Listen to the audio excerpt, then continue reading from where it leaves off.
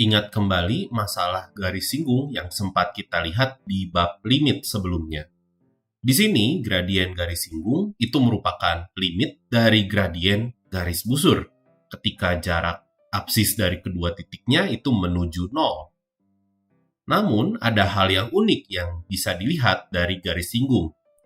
Jika kita perbesar daerah yang memuat kurva serta garis singgungnya, kita bisa lihat bahwa garis singgung itu mempunyai bentuk yang mirip dengan kurva yang diberikan pada titik tersebut.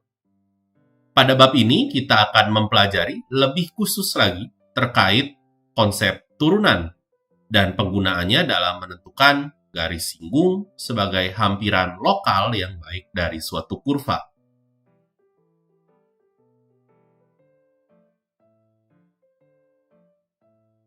Pertama-tama kita akan lihat dulu definisi dari garis singgung.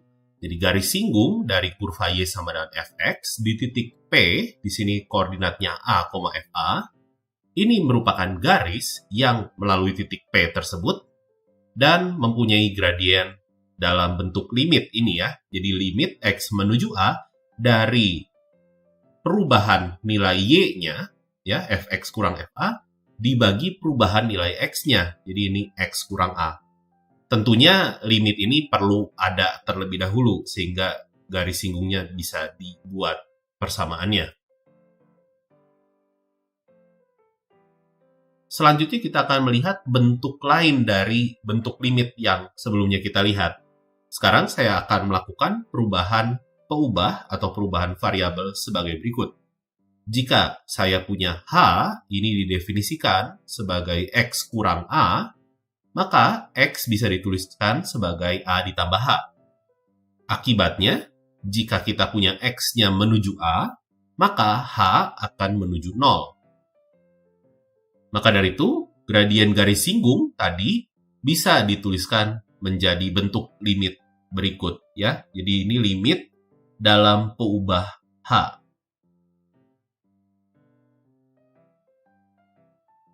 Kasus kedua atau fenomena kedua yang bisa kita lihat dan mempunyai solusi yang mirip, yaitu terkait tentang kecepatan sesaat. Jadi di sini misalkan kita punya suatu objek, ini bergerak sepanjang garis lurus, menurut persamaan gerak S, S-nya di sini menyatakan posisi objek relatif terhadap titik asal atau titik 0 pada waktu T.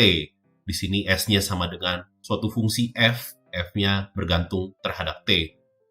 Jadi di sini kita punya ini saat T-nya sama dengan 0, dan ini misalkan saat T-nya sama dengan A, tercatat FA adalah di sini posisinya relatif terhadap titik X sama dengan 0, maksud saya T sama dengan 0, dan ini untuk T sama dengan A plus H. Jadi tercatat posisinya juga di setiap waktu. Maka dari itu kita bisa menghitung selisih dari FA plus H dikurangi FA ya. Dan ini bisa kita gunakan untuk menentukan kecepatan rata-rata dari objek tersebut. Jadi kecepatan rata-rata dari objek tersebut pada interval A sampai A plus H, ini bisa kita hitung dengan menghitung rasio dari selisih posisinya pada interval tersebut. Jadi posisi di akhir waktu, maksud saya di ujung kanan interval, dikurangi posisi pada ujung kiri interval, pada waktu saat ujung kiri interval, dibagi selang waktunya, yaitu H. Untuk H yang menuju 0, maka kita akan peroleh kecepatan sesaat objek tersebut pada saat T sama dengan A. Dari dua fenomena tersebut, yaitu menghitung gradien garis singgung dan menentukan kecepatan sesaat, kita mempunyai bentuk limit yang serupa. Di sini kita punya turunan, istilah turunan.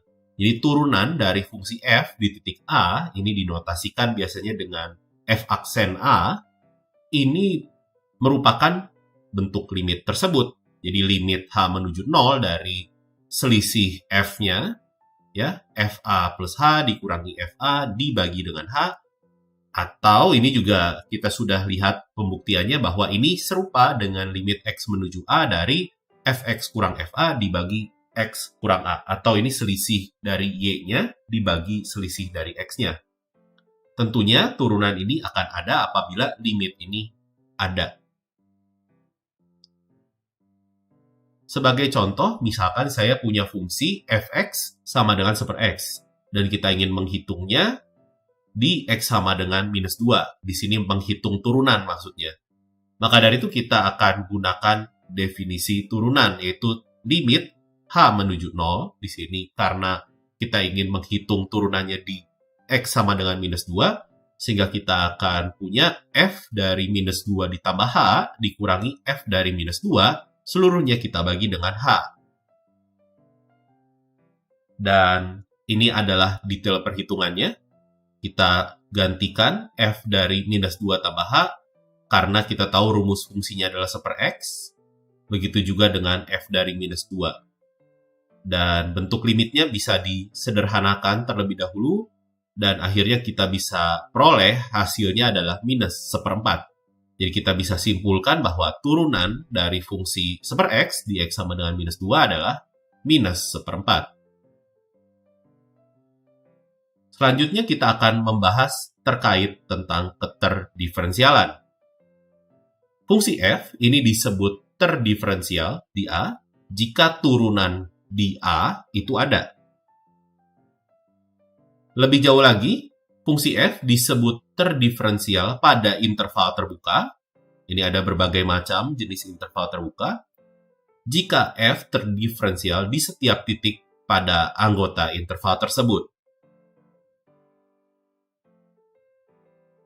Sebagai contoh, kita punya fungsi mutlak x dan kita ingin mengecek apakah dia mempunyai turunan di x sama dengan 0. Maka dari itu kita akan gunakan definisi turunan sebagai berikut.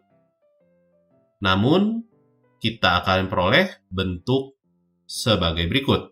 Limit h menuju 0 dari h mutlak h per h. Maka dari itu kita perlu memandang limit sepihaknya terlebih dahulu. Dengan definisi nilai mutlak, kita bisa peroleh mutlak h untuk h menuju 0 plus, dia akan menjadi h, sehingga limitnya adalah 1. Sedangkan untuk h menuju 0 plus, mutlak h akan menjadi minus h. Sehingga limit dari mutlak h per h, ini akan menjadi minus 1.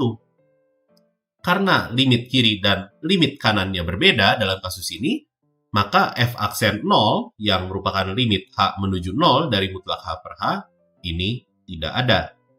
Akibatnya, kita bisa simpulkan bahwa fungsi mutlak x ini tidak terdiferensial di x sama dengan 0.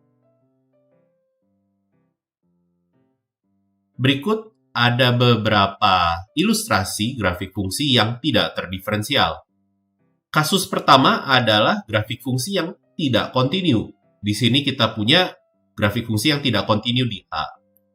Maka dari itu kita bisa lihat garis singgungnya ini mempunyai gradien yang berbeda untuk garis singgung di sebelah kiri A dan di sebelah kanan A.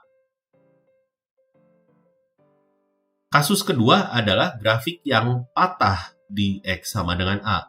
Kita bisa lihat di sini cukup jelas bahwa garis singgungnya akan berbeda di sebelah kiri dan di sebelah kanan A. Maka dari itu gradiennya pun akan berbeda. Dan kasus ketiga ini adalah grafik yang mempunyai garis singgung vertikal atau garis singgung tegak di A. Kita tahu bahwa gradien dari garis vertikal itu tidak ada. Maka dari itu di sini gradien dari garis singgung tidak ada, yang mengartikan bahwa turunan fungsi ini di A itu juga tidak ada.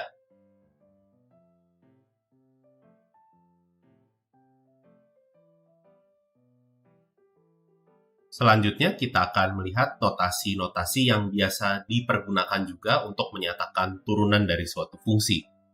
Misalkan kita punya fungsi y sama dengan fx, kita ingin menentukan turunannya terhadap ubah x.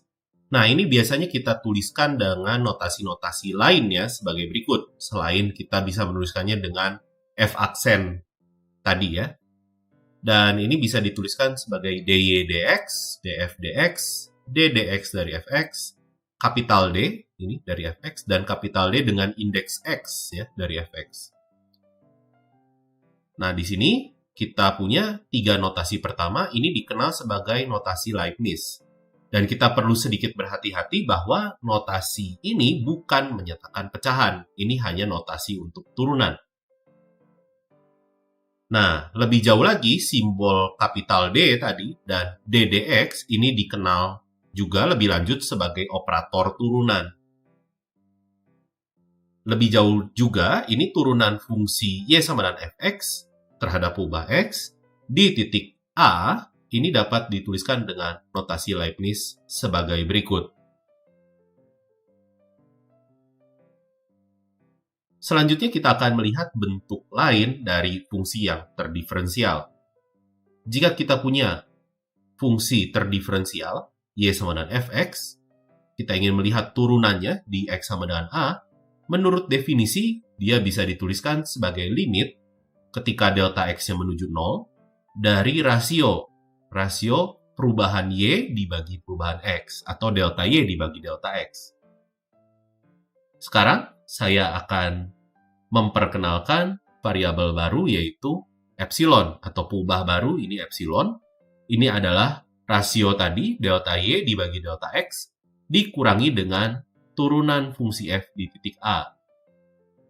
Dapat dilihat bahwa limit ketika x atau delta x-nya menuju 0 dari epsilon ini akan menuju 0. Maka dari itu, saya bisa tuliskan dari pendefinisian epsilon sebelumnya, kita bisa atur ulang sehingga kita bisa tuliskan delta y ini sebagai f aksen A dikurangi epsilon dikali delta x.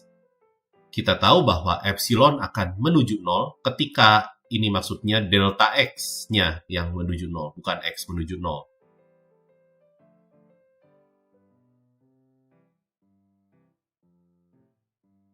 Terakhir, kita akan melihat beberapa contoh dari penentuan turunan suatu fungsi-fungsi yang sederhana.